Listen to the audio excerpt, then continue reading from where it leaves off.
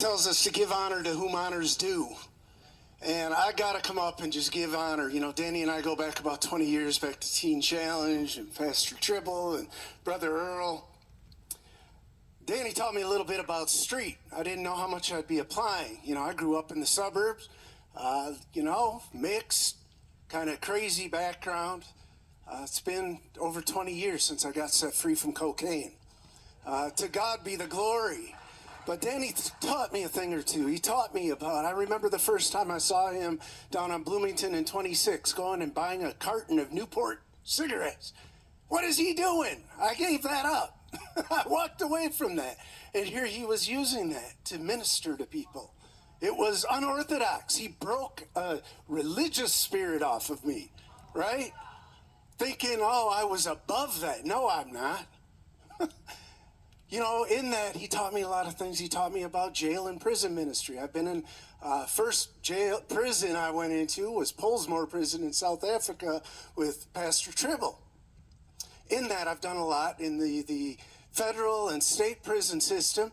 I've done a lot of things, crazy assignments with Danny, kidnapping people with Danny for their own good.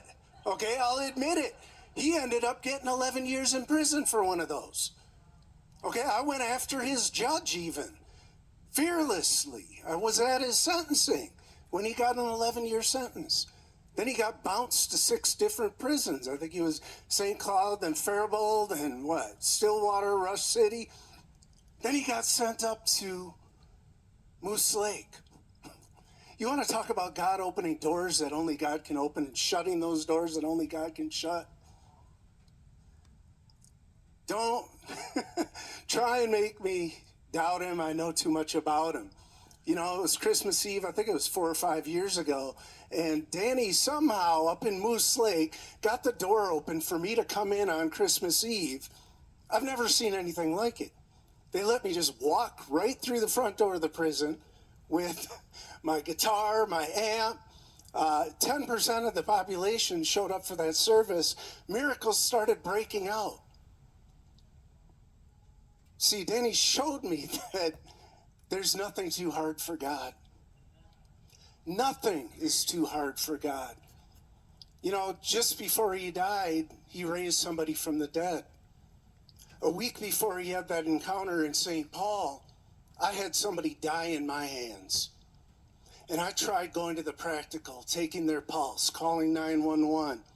This is over on Franklin in Bloomington.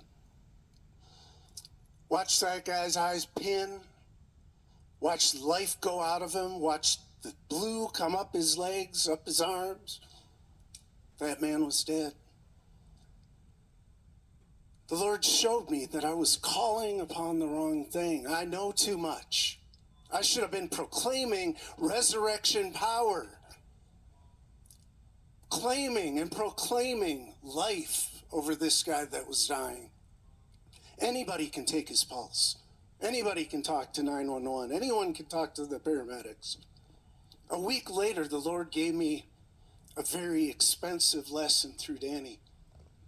See, he came upon somebody that was dead. And he proclaimed resurrection power over that person. And I look at those pictures and you can see the man is dead in the first picture. Yet he came back to life. And here's Danny over that man with the police watching him, with the paramedics watching him as that man snaps back to life. So what I want to leave you with today is call upon the Lord who is worthy to be praised, so you will be saved from your enemies. All right? Call on the name above all names. Call on Jesus. That's what he would have me say.